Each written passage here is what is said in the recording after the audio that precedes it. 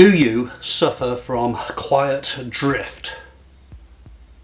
Let me explain the symptoms to you of quiet drift, and then you can tell me if you fit the bill. The symptoms are often hidden from you, they're not apparent, because from the outside, a person who's experiencing quiet drift looks absolutely fine. They seem to be coping very well. But inside, they're a mess.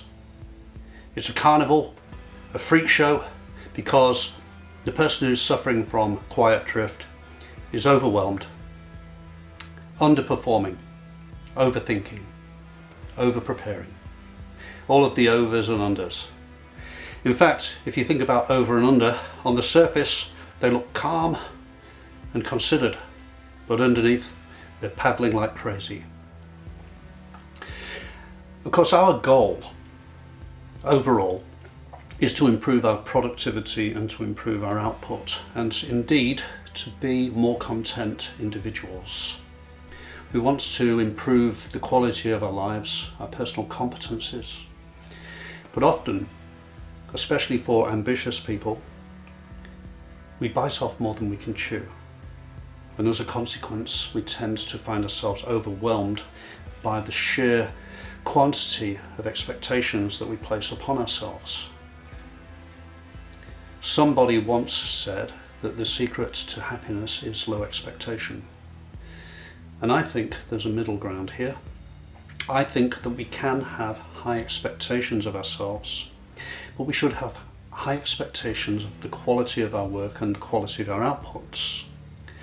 Instead, what we tend to do is place too much high expectation on the quality of our emotions.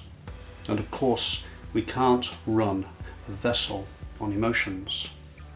We can run it on data, we can run it on outputs and results, but unfortunately, if emotions are the driver, you're going to have a problem. So what we need to do is we need to develop low effort, repeatable and sustainable strategies that are going to assist us to perform to the best quality that we can achieve. Because if we don't, we're going to go under slowly. In order to approach our life from a strategic viewpoint, the first thing we have to get used to is the idea of auditing our own progress. Auditing how we are and what we're doing on a constant basis. So if you want to vanquish anxiety and you want to overcome overthinking and you want to improve the quality of your output, here's a couple of tips that I'd like to offer to you to help. The first tip I would like to offer to you is map out your week on a Sunday. Instead of waiting till you get to work on a Monday to map out your work, or indeed reinventing the wheel 7 times a week, lay out a game plan for your week. It doesn't have to be incredibly detailed. In fact, I would recommend that you make it borderline easy. Make it so that you can achieve your tasks with the least amount of cognitive overload. Keep it bare, keep it to a minimum, and indeed try to make it enjoyable. Which brings me on to tip number 2.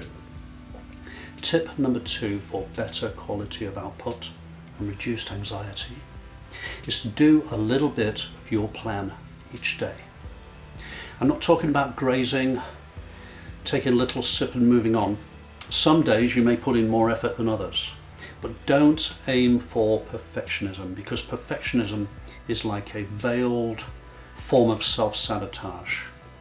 If you try to aim for perfectionism, you're going to get nothing done, because nobody is perfect ever. So, having mapped out your week on a Sunday, tip number 2 is do some of the work each day. Allow yourself the opportunity to feel the dopamine hit of getting a result. Don't surrender yourself to fatalism. And don't roll over and play dead. Pick yourself up and do a little bit of your plan each day, just like you mapped it out.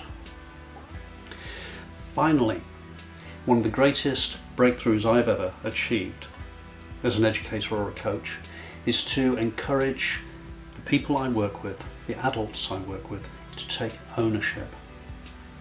So with that in mind, I'd just like to recap the 2 tips. Map out your week and do a bit each day. But now for the crunch. Make it yours.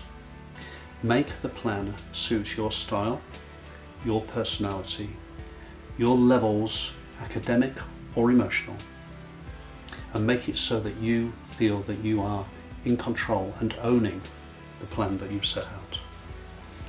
Be realistic. Own it. Own it. And for the 3rd time, own it. So thank you for listening and watching thus far. I'd like to leave you with one final thought, if I may, fellow seeker. Whatever it is that you dare to do or dream, begin it now.